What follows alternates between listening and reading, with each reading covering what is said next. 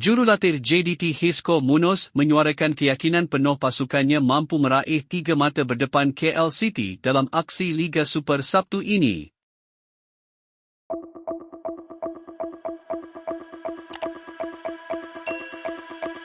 Walaupun menyedari reputasi KL City sebagai pasukan yang sering memberikan tentangan sengit, Munoz menegaskan bahawa persiapan pasukannya berada di tahap terbaik.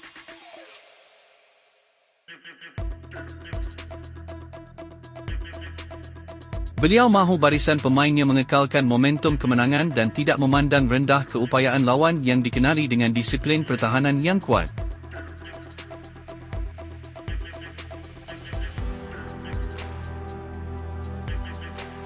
Beliau tahu beraksi di Stadium Sultan Ibrahim akan memberikan kelebihan psikologi buat JDT untuk terus mendominasi carta liga.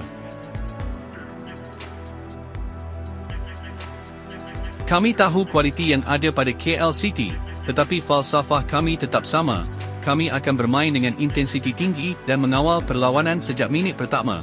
Terlebih kami mempunyai kelebihan beraksi di laman sendiri, ujar Munoz dalam satu kenyataan.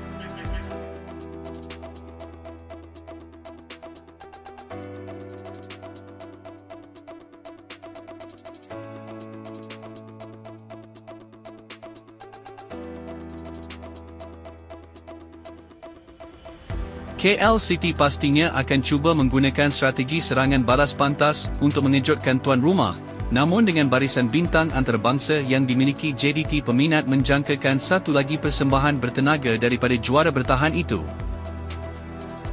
Perlawanan ini akan disiarkan langsung oleh Astro pada Sabtu ini jam 8.15 malam.